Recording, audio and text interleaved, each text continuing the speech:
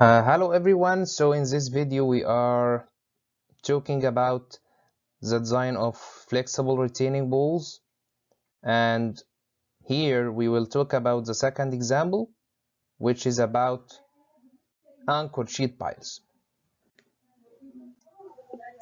So let's give a quick introduction to the anchored sheet pile.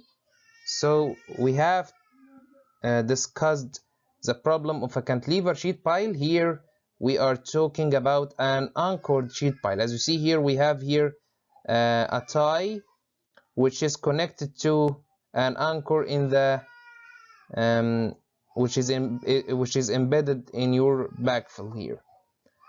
So as a design, let's say as a design habit, when a designer adopts the anchored sheet pile in his design, usually we think about anchored sheet piles if your excavation depth is higher than 5 meters. So if your excavation depth is high, it may be more economic to consider the anchored sheet pile to get a low penetration depth. So as you see in the last problem, in the problem that we took in the last video, when your excavation depth was 5 meters, you had a penetration depth of about 11.3 meters. This means that your penetration depth exceeds twice your excavation depth. The D value was more than 2H. So as you see here, a very high penetration depth, so it may be better to consider the anchored sheet pile, especially if your penetration, or sorry, if your excavation depth, if your height is larger than 5 meters. Here, the deformed shape of your line will look like this. It will be 0 at the base, and at the tie back level it will be 0. Of course, they may not be 0 exactly, they may be very close to 0. So you will have little deformations at the base and at the tie back level, but for the purpose of design we assume that these deformations are 0. And in our design we will assume that above the base of your sheet pile you will have active pressures to the right of your sheet pile and passive pressures to the left of your sheet piles. If you are doing a structure design for the sheet pile, you need to draw the bending moment diagram. We don't do this in this course, but it's easy. After plotting your pressures, you can draw the bending moment diagram by assuming that the statical system is simple beam with a cantilever. So you have here a support and you have here a support. So if you have your loads which come from your pressures, you can draw the bending moment diagram for this statical system. And after getting your bending moments, you can get the required cross section of your sheet pile. You can do this here, and for cantilever sheet piles we talked about in the last video, you can draw the bending moment diagram, but with assuming that the sheet pile is a cantilever type. So it's different, two different statical systems. In the cantilever sheet pile, you will assume that the sheet pile, it acts as if it's a cantilever beam. Get your moment, do the structural design. In the anchored sheet pile, it should look like a simple beam with a cantilever. Draw your moment and do your structural design. But here, as usual, we are doing only the geotechnical part, the geotechnical design. What about just the geotechnical design? Here you need to get two numbers. The first is how much is your penetration depth, and for the sake of an exam you may be given the penetration depth and you will be required to get your H value. But in reality, for design purposes, you have to get your D value, the penetration depth, how much your wall penetrates the soil. And another thing that you have to get here, and it's very important, is how much force is in this tie in order to be able to design this tie. So a structural designer can design this tie to get the structure or the cross section of this tie and to design this anchor here. So here, as you see in the anchored sheet pile, the penetration depth is not what gives you the whole resistance. You have here an anchor.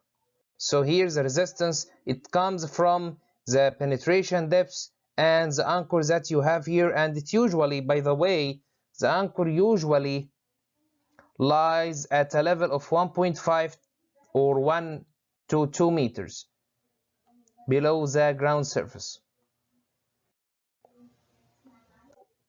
So let's start our problem number 2. That's our problem here. We have just one soil layer. I believe that we talked enough about how to draw the earth pressures for different cases.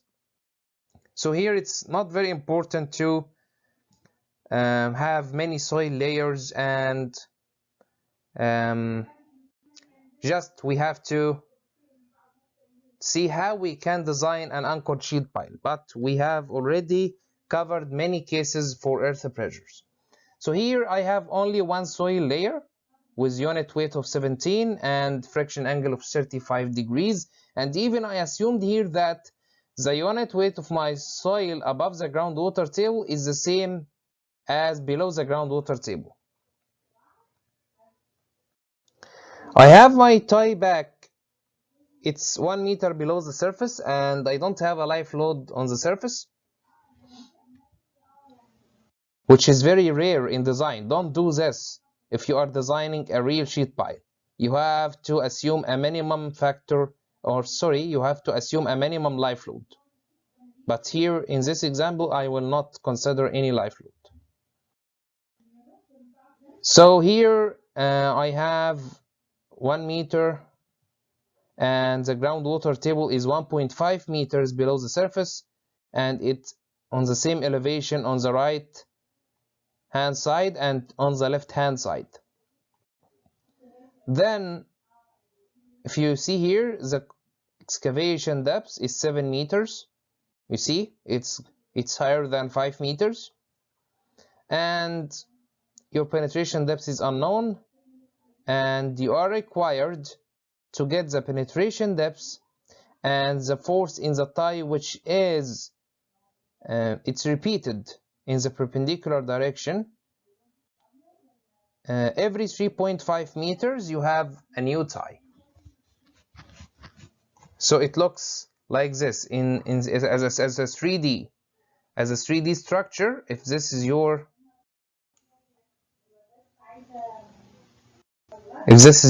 sheet pile, you have a tie here, then at a distance of 3.5 meters you have another tie, and then at a distance of 3.5 meters you have another tie. So you see here the spacing between each two ties is 3.5 meters.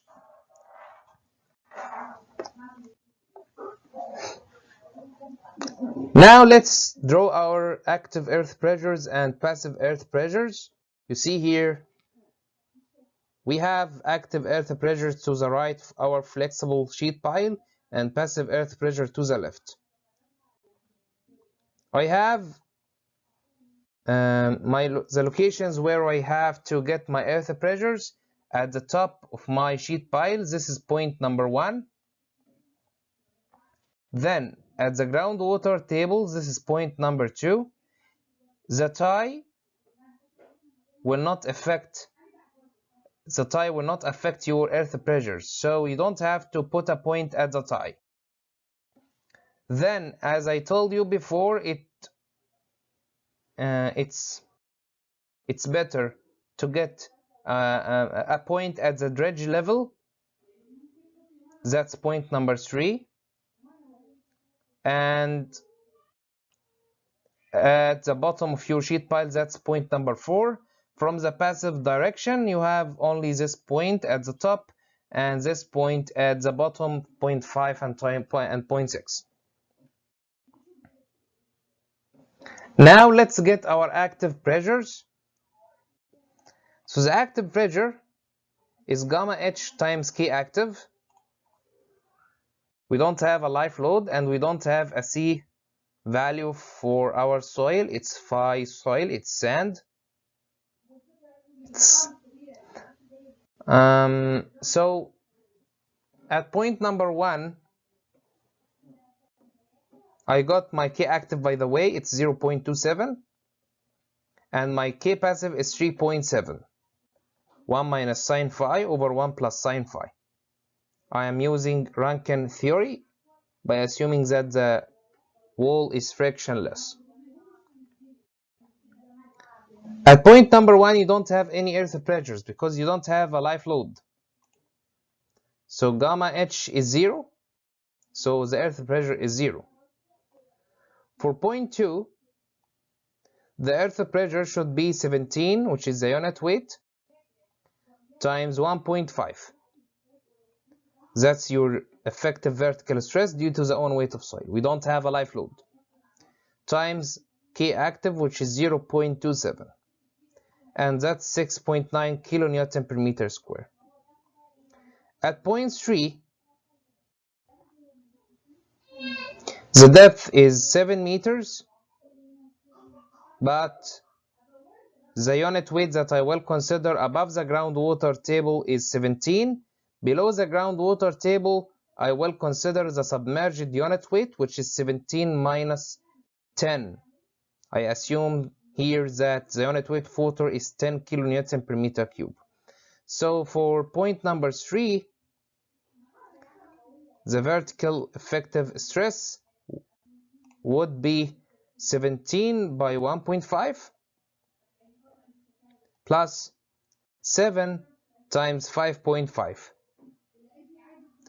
My K active is 0.27. This will give you 17.28 kilonewton per meter square. For E4, my effective vertical stress is 17 times 1.5 plus 7 times 5.5 plus 7 times D. So that's my effective vertical stress. And my K active is 0.27. This is 17.28 plus 1.89 D.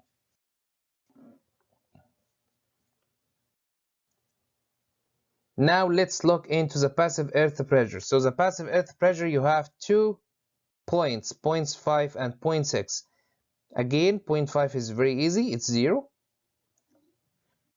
Here I will take 50% of the resistance, so E passive, it's 0.5, 50% of the passive resistance times gamma H times K passive. As I told you in the last video, just take 50% of the whole stress equation.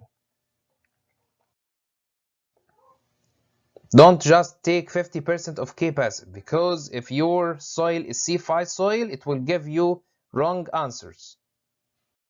if your soil is C5 soil and you have a C value, you have to apply the 50% reduction to the whole stress equation.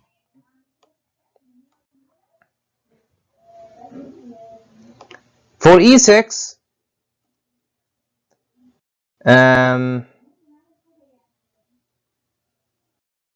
so here I'm sorry, we have this K passive is 3.7 and this here is 3.7 and we have 50% times the effective vertical stress. The effective vertical stress is 7 times D. Your unit weight, submerged unit weight times penetration depth, so 7D. So again 0.5 times 7D times K passive, which is 3.7. That's 12.95 D kilonewton per meter square.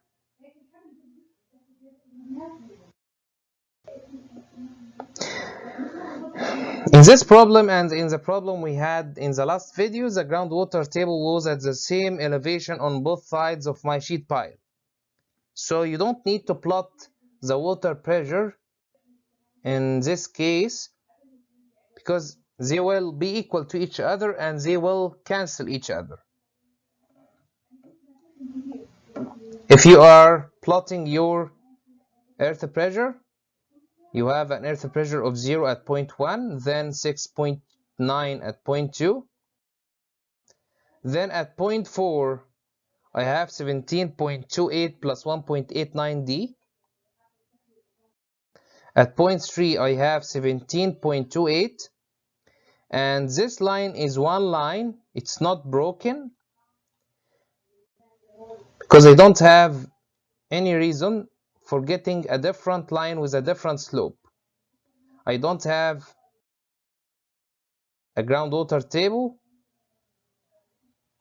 in this line and I don't have different soil layers. So no different soil layers, no groundwater table, so it will look like a hole or a solid line or a solid straight line. On the other hand side, you have here 12.95 D, and that's with considering 50% of your resistance.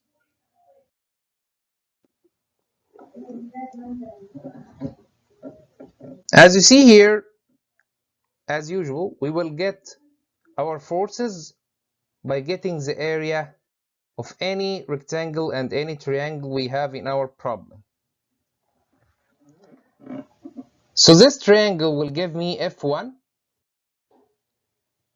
And don't forget that you have a normal force which is at the tie level. That's an unknown force which has to be put here. Then this rectangle is F2. Then this triangle will give you F3. This rectangle will give you F4. This triangle will give you F5. This triangle will give you F6. Okay. So here you have two unknowns. The reaction at the tie level and the penetration depth. And you have two equations. Sigma moment at any point is 0. Here you don't have to get the moment at the base. You can pick any point on your flexible sheet pile. And the best point is to get your moments at the tie level. So here at the tie level is equal to 0. So that the force in the tie will be cancelled and you will have one unknown in this equation with the penetration depth. So I will get from this equation the penetration depth. Then after I get my penetration depth, I can get the force in the tie by applying the second equation of equilibrium. Summation of forces in X is equal to 0. So let's get our forces, and again, as usual, I will pick some examples to do with you. So I will do F1, I will do F3, I will do F5, and I think this may be enough. So for F1, let's write down here. The area of the triangle will be 0.5 times 6.9 times 1.5. What about your arm? Don't forget that this arm is about or around the thigh level. So this arm, it's from the thigh level. It's not from the base. Actually, the thigh level is at a height of 1/3 of the triangle height. So F1 passes through the thigh level. So you have an arm of 0 for F1. What about F3? F3, this point, the ordinate of this point is 17.28. The ordinate of this point is 6.9. So you see here, getting the stress at the dredge level will make your life much easier. This 17.8, you will need it to get the force F3. So F3, it's 0.5 times the base is 17.28 minus 6.9 times the height, which is 5.5.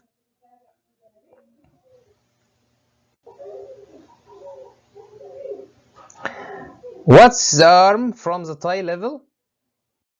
The arm will be this distance, 0.5 plus 2/3 of the height of your triangle.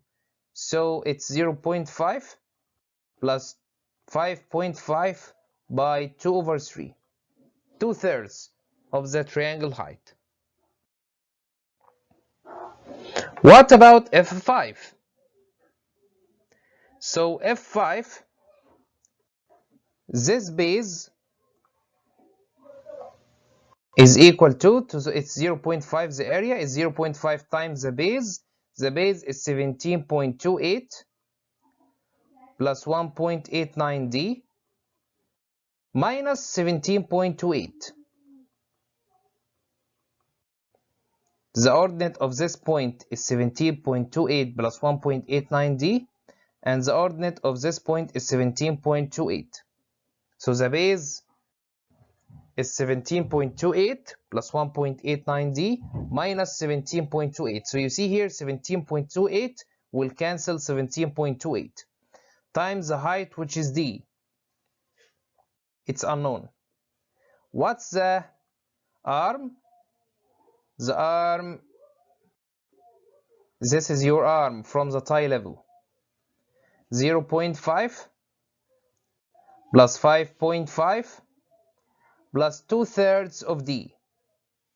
So for 0.5 plus 5.5 is 6 plus 2/3 times d. You will do the same with all of your forces. You have, as usual, I assumed here that any force in this direction is positive, any force in the opposite side or in the opposite direction is negative. So here you see that my forces from F1 to F5 will take a positive sign, F6 will take a negative sign, and the tie force will take a negative sign. And here it's important and it's necessary to get the summation of forces if you are required to get the reaction in the tie. If you are required to get the reaction in the tie, get the summation of your forces. if it's all about the penetration depth only, don't get the summation of the forces. Put your arm here for each force. So these are your arms, and for each force get your moment. So here again I assume that any moment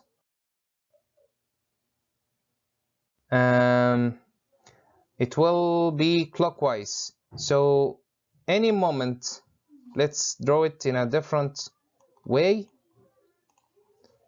I'm getting the moment at my tie level here. So F1 is cancelled, it doesn't have a moment, 0, and my tie force will not cause any moment, so it's 0. Now for the moments from these forces and from this force, any moment clockwise, which are due to my active forces, will take a positive sign, and any moment in this direction anti-clockwise, which is due to my F6, will be or will take a negative sign. So you see here my moments from forces F2 to F5 have a positive sign, and only the moment from F6 takes a negative sign. Get the summation of your moments. Be careful because you have lots of numbers here, so don't make any mistake so that you don't lose any mark. Then after getting the summation of your forces and of your moments in the table, let's apply the equilibrium equations to get the unknowns. So first I will apply sigma moment at the tie level is 0. I have the summation of moments here, and I equate the summation with 0. So put this equation in your calculator and solve for D. This will give your D of 4.1 meters. So here, if you compare this value with the 11 meters we had in the last problem, you see that there is a much reduction in the penetration depth due to the use of one anchor. Actually, if we have a higher excavation depth, we can use multi-level anchors. So my penetration depth here is 4.1 meters. That's the value I get from the equation, 4.1 meters. But of course, during the construction, you will take a factor of safety. You will increase the penetration depth by 20 to 40%. So your actual depths during construction will be at least 4.92 meters. I have taken the value of 5 meters. Now for the reaction at the tie level, I have to apply the second equilibrium equation. Sigma forces in x direction is 0. So I have my summation of forces from the table in the last slide. I put it here and equate it to 0. Now I have already my D value. Put your D of 4.1 meter, the one you got from the first equation.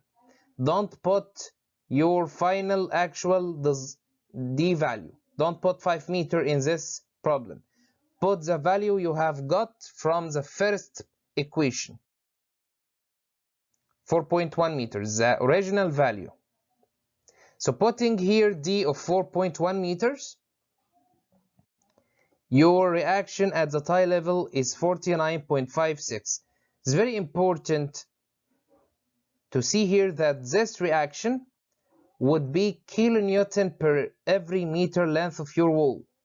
Don't forget that I have done all my calculations for a strip of 1 meter, for only 1 meter length of my sheet pile. So this reaction is every 1 meter in the perpendicular direction to the screen. But I know that the anchor or the tie is repeated only every 3.5 meters.